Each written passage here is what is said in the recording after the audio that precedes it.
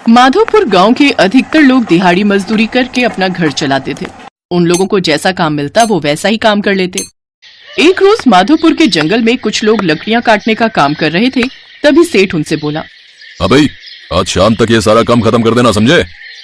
लेकिन मालिक, कुछ ही देर में अंधेरा होने वाला है, पूरा जंगल अंधकार में डूब जाएगा।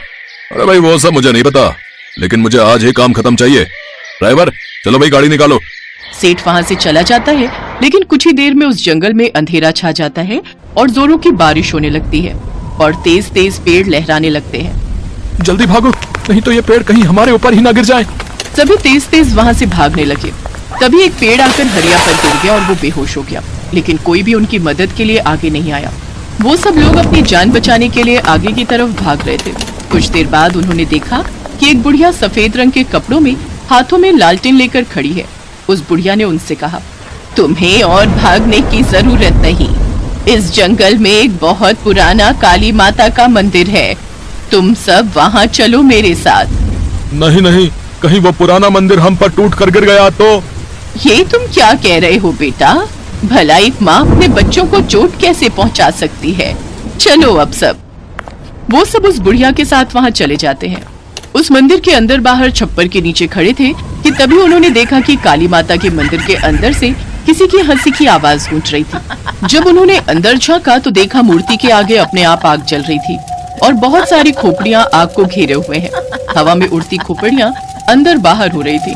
उस समय तूफान की रफ्तार और भी बढ़ जाती थी। अरे बाप रे, चारों ओर खोपड़ियां ही खोपड़ियां। भैया मैंने तो पहले ही कहा था, इस बूढ़ी अम्मा की मत सुनो। अरे ये ना जाने हमें कहाँ ले आई। घबराओ मत, आज इस जंगल के भूतों के उत्सव की रात है, क्योंकि आज अमावस्या जो है और इस वजह से ही इतना बड़ा तूफान आया है। लेकिन तुम सब घबराओ मत, तुम्हारे बचाव के लिए ही मैं तुम्हें यहाँ लेकर आई हूँ। आज रात तुम सब यहाँ सुरक्षित हो। आइए तो हम सब मिलकर माँ काली की जय जयकार करें। जय माँ काली, जय माँ काली। ऐसे ही सवेरा हो जाता है। वो जब वापस लौटते हैं तो हरिया अपनी पत्नी ममता के साथ एक पेड़ के नीचे बैठा हुआ होता है। ये देख वो सब लोग हैरान थे। अरे तुम दोनों सुरक्षित हो? और हरिया भाई साहब के सर पर पट्टी किसने बांधी?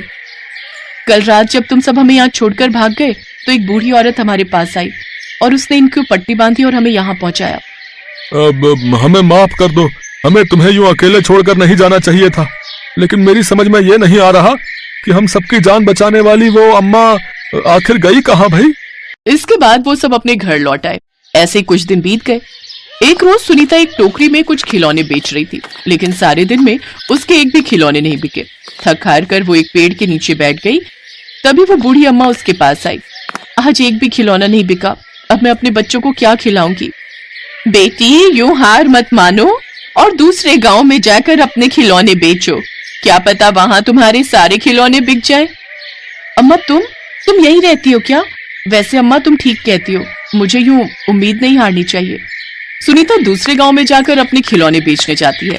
वहां उसके सारे खिलौने बिक जाते हैं और वो शाम को राशन लाकर अपने बच्चों को खाना खिलाती है।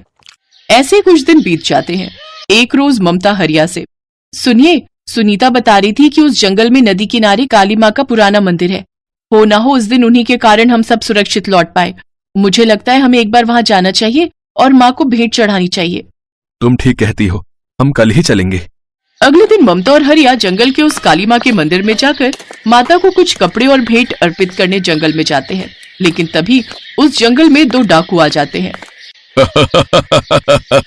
तुम काली माँ की पूजा तो करोगे, लेकिन वो खुश तो तभी होंगी ना जब हम उनकी बलि चढ़ाएंगे।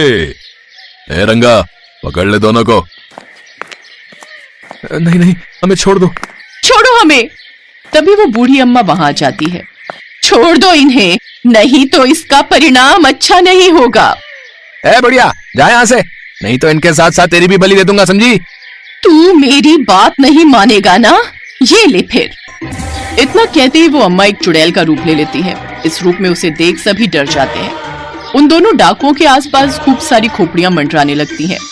तभी एक तेज हंसी गूंजती है और वो बुढ़िया काली माँ में प्रकट हो जाती है। ये क्या है?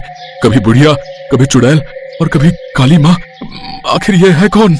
मूर्ख पापियों, मैं संसारी ऊर्जा का विभिन्न रूप हूँ।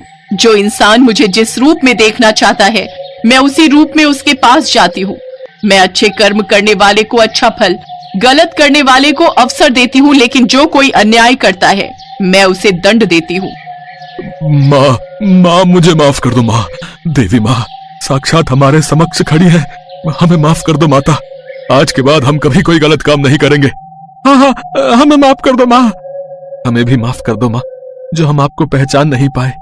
इसके बाद काली माता वहां से अदृश्य हो गई, जिसके बाद दोनों डाकू भी वहां से भाग जाते हैं।